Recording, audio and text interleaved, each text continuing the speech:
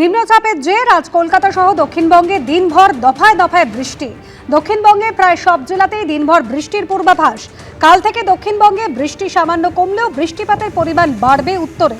চলতি সপ্তাহে পাহাড়ে প্রবল বৃষ্টির জেরে ধসের আশঙ্কা, বাড়বে নদীর জলস্তরও। দেশের 25টি রাজ্যে ভারী বৃষ্টির সতর্কবার্তা রয়েছে। ওড়িশা, ছত্তিশগড়, মহারাষ্ট্রে রেড অ্যালার্ট। মুম্বাইয়ে প্রবল বৃষ্টি, যার জেরে 4তলা বাড়ি ভেঙে মৃত্যু হয়েছে অন্তত 6 জনের। আজও মুম্বাই, নবী মুম্বাই, পালঘর, থানেতে প্রবল বৃষ্টির পূর্বাভাস।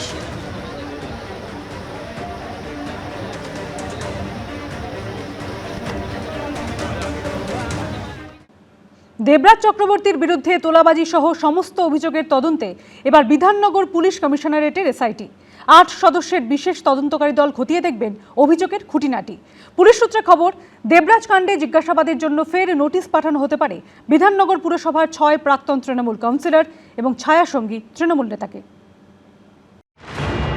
তৃণমূলের আমলে তিনি ছিলেন বাগুইয়াটির বেতাজ বাদশা।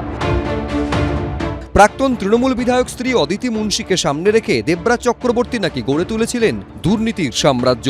অভিযোগ, বিধাননগরের প্রাক্তন মেয়র পরিষদের এলাকায় উঠত তোলাবাজির টাকা। সরকার বদলাতেই সেই দাপুটে তৃণমূল নেতার ঠাঁই হয়েছে এখন গারদে। এবার দেবরাজ চক্রবর্তীর বিরুদ্ধে সমস্ত মামলার তদন্ত করবে এসআইটি। যা ইস্যু আছে একটা পিএসের পক্ষে সম্ভব না, কারণ অনেক মাল্টিপল পিএস ইনভলভ আছে এখানে। একই সাথে ইডিরও উচিত এটাকে ইনভেস্টিগেট করা। মানি ট্রেলের জন্য ED is the best agency. Debraj Chakraborty, Aditi Munshi দুজনের নামই প্রপার্টি ছিল, দুজনেই মানি সাইফনটা করেছে। কোত্থেকে এসছে, কীভাবে এসছে কেউ জানে না টাকা। অটো চালক থেকে প্রমোটার। অভিযোগ, দেবরাজ চক্রবর্তীর বাহিনীর হাত থেকে নিস্তার ছিল না কারুর। এই জায়গা পৌঁছতো এখানকার বিধায়কের কাছেই পৌঁছতো। দেবরাজ অ্যাকচুয়ালি বিধায়ক তো উনিই ছিলেন। ফর্মুলাতে টাকা তুলতো সব দেবরাজ চক্রবর্তী। পুলিশ সূত্রে খবর, 10টি অভিযোগের মধ্যে 8টি অভিযোগের ভিত্তিতে এফআইআর দায়ের করা হয়েছে। তার প্রেক্ষিতে তোলাবাজির মামলা ছাড়াও বাকি সব মামলারই তদন্ত করবে বিধাননগর পুলিশ কমিশনারেটের বিশেষ তদন্তকারী দল। তোলাবাজি মামলা তদন্ত যেমন এসআইটি করবে বলেই জানা গিয়েছিল, তার সঙ্গে সঙ্গে অন্য মামলাগুলোরও তদন্ত এসআইটি করবে। সেই ক্ষেত্রে এসআইটির অফিসারদের সংখ্যাও বাড়ানো হতে পারে পরবর্তীকালে যদি প্রয়োজন হয়। শনিবার দেবরাজ চক্রবর্তী ঘনিষ্ঠ 7 জনকে তলব করে এসআইটি। ডেকে পাঠানো হয় 27 নম্বর ওয়ার্ডের প্রাক্তন কাউন্সিলর বিনু মণ্ডল, 24 নম্বর ওয়ার্ডের প্রাক্তন কাউন্সিলর মনীষ মুখোপাধ্যায়, 16 নম্বর ওয়ার্ডের প্রাক্তন কাউন্সিলর গোপাল বাগুই, 9 নম্বর ওয়ার্ডের প্রাক্তন কাউন্সিলর সমরেশ চক্রবর্তী, 26 নম্বর ওয়ার্ডের প্রাক্তন কাউন্সিলর মাইকেল নস্কর এবং 6 নম্বর ওয়ার্ডের প্রাক্তন কাউন্সিলর সম্রাট বড়ুয়াকে। এছাড়াও হাজিরার নোটিশ পাঠানো হয় দেবরাজ চক্রবর্তী ছায়াসঙ্গী বলে পরিচিত তৃণমূল নেতা রতন মৃধাকেও। তবে এসআইটির তলবে এখনো পর্যন্ত কেউ সাড়া দেননি।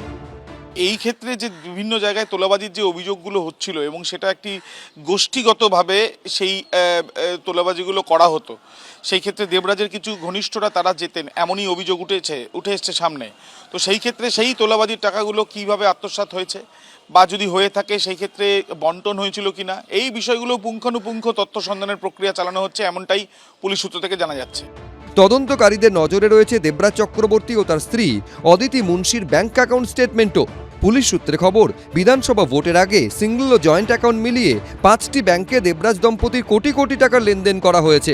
পুলিশ সূত্রে আরও খবর, সেই লেনদেনের তথ্য নিয়ে বিস্তারিত জানতে ব্যাংক ম্যানেজারদের সঙ্গে যোগাযোগ করেছেন তদন্তকারীরা। কোটির ক্লাবে তো অনেক লোক ওদের দেখছি, কারুর 6.5 কিলো সোনা বেরোচ্ছে, কারুর 50 কোটি বেরোচ্ছে, কারুর বা খাটের তলা থেকে 100 কোটি বেরোচ্ছে। খোঁজ নিয়ে দেখুন আমার বান্ধবী আছে কিনা। এদের দেবরাজ বাবুর নাম রেখেছে বা দেবরাজ, রাবণ রাজ রাখলে ভালো করতো। এগুলো আমাদের কিছু জানা ছিল না। এই দেখুন আমার কাছে বই আছে, ভারতীয় নাগরিক সুরক্ষা সংহিতা। এফআইআর যে কেউ জারি করতে পারে। এফআইআর পেশ করা মানে সেটা তদন্ত হবে। সুতরাং কি এফআইআর দাখিল করেছে সেটা বড় কথা নয়, শেষ পর্যন্ত কি দাঁড়ায় সেইটা।